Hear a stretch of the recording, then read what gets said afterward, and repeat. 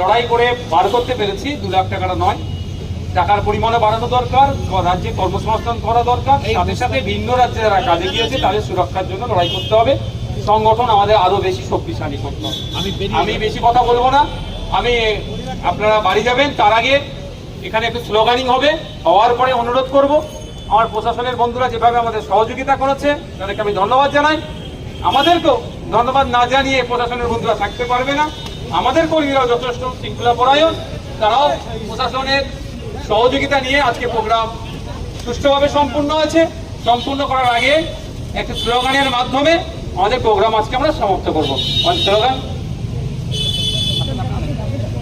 इनकलाब इनकलाब इनकलाबी जिंदाबाद, इनकलाब इनकलाब इनकलाबी जिंदाबाद।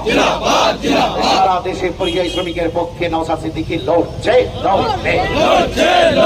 সারা দেশে পরিযায়ী শ্রমিকের উপর অত্যাচারের বিরুদ্ধে নওশাদ সিদ্দিকী রাজপথে, মুখ্যমন্ত্রী হুঁশিয়ার। ইনকলাব ইনকলাব ইনকলাবি জিন্দাবাদ। বিহারে বাঙালি শ্রমিক মারা মানছে না। এই বিহারেতে বাঙালি শ্রমিকের উপর অত্যাচার বন্ধ। হরিয়ানায় বাঙালি শ্রমিক মারা চলবে না।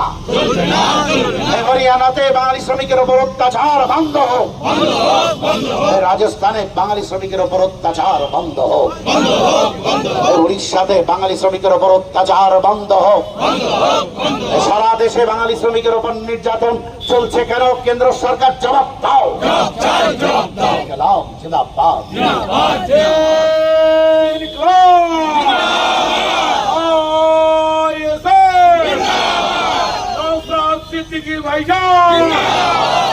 আমাদের সবাই এখানে এসেছে।